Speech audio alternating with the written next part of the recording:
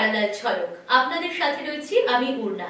আপনারা এই প্রথম দেখছেন ডিজিটাল মিডিয়ায় বাংলায় খেলার খবরের বুলেটিন। ভারতীয় ও আন্তর্জাতিক ফুটবলের যাবতীয় খবর নিয়ে আপনাদের জন্য আমাদের বিশেষ সেগমেন্ট খেল সকার। প্রস্তুতি ম্যাচে জয় পেল ইস্টবেঙ্গল। রবিবার নিজেদের ঘরের মাঠে তারা 2-0 গোলে পরাজিত করল বিদেশিহীন মোহামেডান স্পোর্টিংকে। ইস্টবেঙ্গলের হয়ে গোল করলেন ডেভিড লালহান সাঙ্গা ও নন্দা কুমার শেখারা। প্রস্তুতি ম্যাচ হলেও এই মিনি ডার্বি ঘিরে উত্তেজনা ছিল যথেষ্ট। রাকিবকে বৃষ্টি ফাউল করে লাল কার্ড দেখলেন মোহামেডানের এক ফুটবলার। সেই নিয়ে কথার লড়াই চলল উভয় প্রধান সমর্থকদের মধ্যে। 16ই ফেব্রুয়ারি নর্থ ইস্ট ইউনাইটেডের বিরুদ্ধে আইএসএল অভিযান শুরু করার আগে এটাই ছিল ইস্টবেঙ্গলের শেষ প্রস্তুতি ম্যাচ। এই ম্যাচে মাঠে আসার জন্য সমর্থকদের আহ্বান জানিয়েছিলেন ইস্টবেঙ্গল কোচ অস্কার ব্রুজন। সেই মতোই মাঠেও এসেছিলেন ইস্টবেঙ্গল সমর্থকরা। তারা দেখলেন তাদের প্রিয় ফুটবলার মিগুয়েল, রশিদ, সাউল, কেভিনদের খেলা। মন ভুলল কি তাদের? তবে অস্কার যে দলের খেলায় খুশি ম্যাচের শেষে জানালেন তিনি। I think we play a very good act, especially in the first half, where everything was working well, creating chances, creating opponents, and playing the 45 minutes totally in the opponent's half. It's true that probably we miss again some chances to score, but overall I'm pretty happy with the end. In the second half, after the event that happened with Rakib, I think that the team was a little bit shaky for 10 or 15 minutes, but in the moment we add depth on the right side, especially with Nanda, we came back to our game and we started creating the chances, and I'm very happy to see that an experienced player than Nanda, as Nanda today, was really a game changer in the second half. মোহামেডানের এক ফুটবলারের আঘাতে রক্তাক্ত হলেন ইস্টবেঙ্গলের রাকিব। মাথায় চোট পেয়ে মাটিতে লুটিয়ে পড়েন তিনি। চিকিৎসকরা তাকে শুশ্রূষা করে তুললেও তাকে আর খেলানোর ঝুঁকি নেননি অস্কার। স্থানীয় এক হাসপাতালেও নিয়ে যাওয়া হয় তাকে। সেই সময় মাথায় ব্যান্ডেজ ছিল রাকিবের। ম্যাচের পর অস্কার বলেন, মাথায় স্টিচ হয়েছে, তবে প্রাথমিকভাবে দেখে মনে হয়নি চোট গুরুতর। পরে বোঝা যাবে চোখে বা নাকে লেগেছে কিনা। The information I have from the doctor is right now he's doing scans, but it looks that it's only a wound. Hopefully it's not as bad as it looked on the pitch. If it was full of blood, we could not understand if it was something on the nose, on the mouth, on the eye, but it looks that it's a very big wound just here in the area above of the eye, and I hope that Rakib with stitches and in 3 or 4 days that he can come back to practice, but let's hold it until we have the final report. আর এই ফাউলকে ঘিরেই দু দলের সমর্থকদের মধ্যে শুরু হয়ে যায় বাকবিতণ্ডা। তবে ওই পর্যন্তই, তার বেশি গড়ায়নি। আবার ম্যাচ শুরু হলে উভয় দলের সমর্থকরাই সেখানে মনোনিবেশ করে। অনেক আশা নিয়ে মাঠে গেছিলেন সমর্থকরা তাদের নতুন স্প্যানিশ বিদেশি স্ট্রাইকার ইউসুফ ইজ্জেজারির খেলা দেখার জন্য। কিন্তু অস্কার তাকে মোহামেডানের বিরুদ্ধে প্রস্তুতি ম্যাচে খেলালেন না। কেন? সবে এসেছেন, শনিবার মাত্র 30 মিনিট অনুশীলন করেছেন দলের সঙ্গে। তাই আইএসএল শুরু হওয়ার আগে তাকে খেলিয়ে ঝুঁকি নিলেন না অস্কার। যদি চোট পেয়ে যায় এই ভয়ে। সত্যিই তো, আসন্ন আইএসএলে যে তিনিই একমাত্র ইস্টবেঙ্গলের বিদেশি স্ট্রাইকার, তাই তাকে না খেলিয়ে তুলে রাখলেন আসল মঞ্চের জন্য। Actually, today we were having the doubt.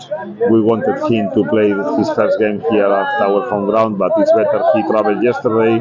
All his presentation, yesterday he just did a practice of 30 minutes.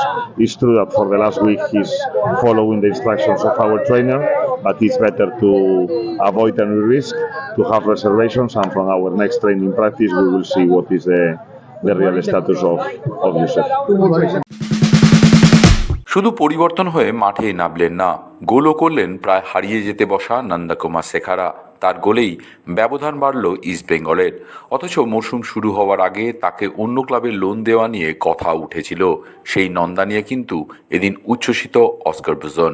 Only a consequence of what he did today. If he scores a goal and doesn't perform well, that's nothing. I'm talking that he was a game changer. We were missing depth on the right. He came fully understanding the demands on the team, and he was the player making all the deep runs. And well, as we have all this control, especially in the central areas, I'm tired to say that we need runners. So Nanda today was that kind, and I'm very, very satisfied with his performance. দুদিন আগে যা বলেছিলেন এখনও সেই সিদ্ধান্তেই অনড় ইস্টবেঙ্গল কর্তা দেবব্রত সরকার।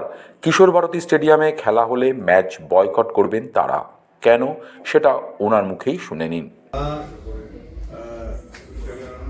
আমরা আমাদের কাছে এই প্রথম দিকে যখন কথা হয়েছিল তখন আমরা ভাবছিলাম যে কিশোর ভারতীতে 3টে টিমই খেলুক, বড় ম্যাচ, একটা ফিনান্সিয়াল চক্কর আছে।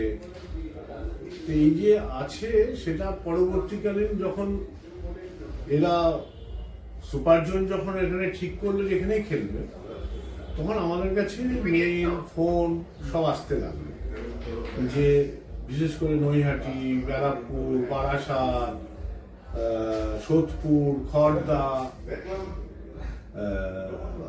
বেলঘরিয়া, দমদম, এসব লোকের প্রচুর মেল, আমাদের কাছে প্রচুর মেল এসছে।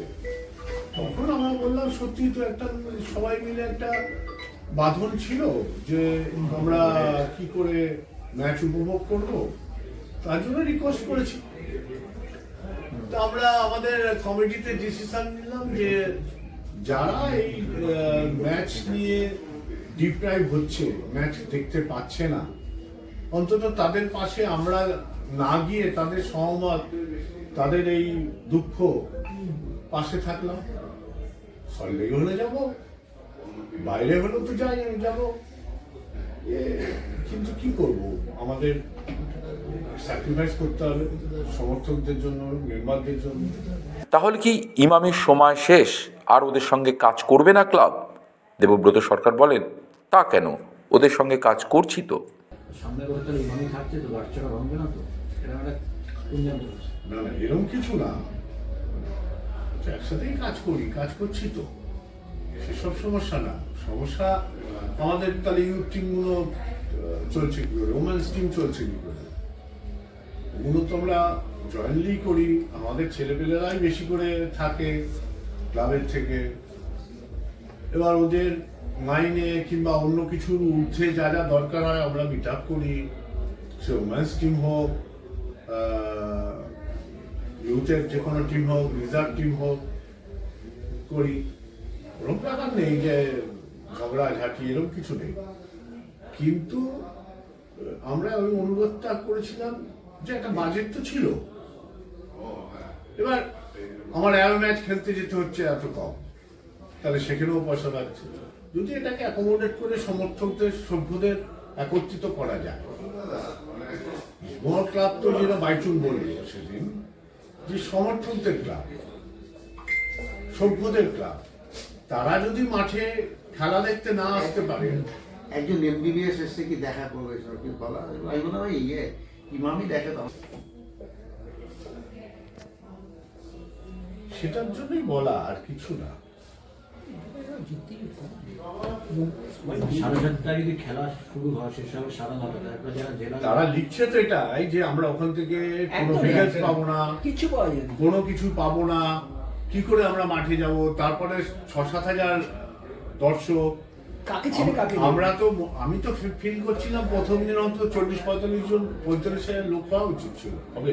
হ্যাঁ হবে তো মাঠে যদি সল্টলেকে খেলা হয় 40-45 হাজার লোক হবে।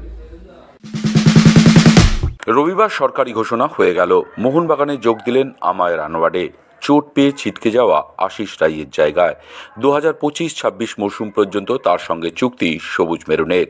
এর আগে সার্জিও লোবেরার তত্ত্বাবধানে খেলেছেন মুম্বাই সিটি এফসি ও ওড়িশা এফসিতে।